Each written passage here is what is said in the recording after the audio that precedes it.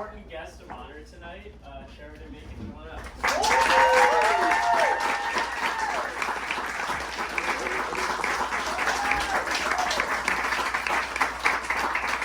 Hi everyone, thank you so much for coming. This means, I think, more than you could ever imagine for me. So I was asked by Jason to talk to you guys a little bit about why I wrote By Its Cover and why we're supporting the cause that we are supporting tonight. My phone turned off. That's cool.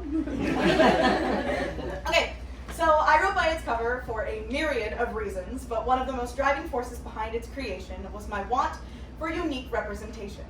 I myself am non-binary and use they, them pronouns, and every piece of media I had seen with a queer main character had to do with the discovery of their identity, coming out to others, or facing adversity because of their identity, and more often than not, all three. While that narrative is important to explore, I felt a hunger to see more stories where the main character's queer identity was not the central narrative, but simply a concise, indisputable character trait. Girls, boys, women, and men get to see people just like them go on magical adventures all the time without having their primary narrative journeys center on their gender identity, so why not us? That hunger birthed Elgo, who was then placed into the care of an open-minded, immediately accepting parent, Arthur, or Amanda, depending on which version of By Its Cover you've had the chance to see. Arthur and Amanda are modeled off of my own parents, who, while like humans do, are still working on the whole pronoun thing, have been as accepting as humanly possible of my own and all my friends' gender identities and pronouns.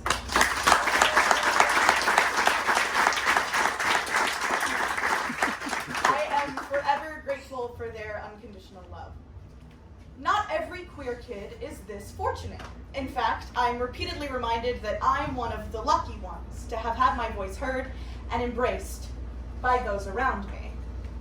More and more counties of schools are doing everything in their power to silence the voices of their LGBTQ youth, including Orange County in Florida, where I live.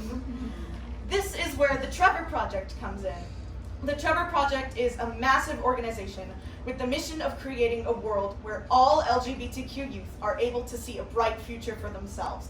A world where the acceptance that L is shown by those around them is the norm.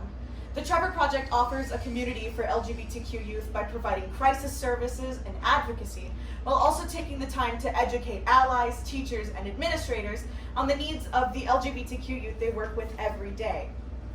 By Its Cover was written to demonstrate and cultivate the world that the Trevor Project is moving to create. In fact, I've already received messages from many of my own peers informing me that because of Elle's story, their parents finally get the whole they-them thing. This is just the beginning. By donating our ticket sales to the Trevor Project tonight, By Its Cover will be taking yet another step toward the bright, accepting future that it was born to help create.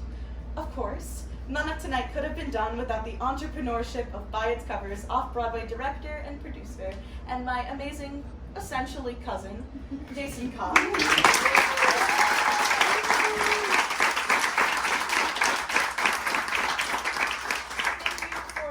Opportunity to spread the messages of love and acceptance to an audience I wouldn't have been able to reach otherwise. Thank you for believing in me. And thank you all for joining us in our effort. I urge you, even after you leave the theater tonight, into the cold and dreary night, keep this future in the forefront of your mind. We will only get there when all of us do the work to see it done. Thank you.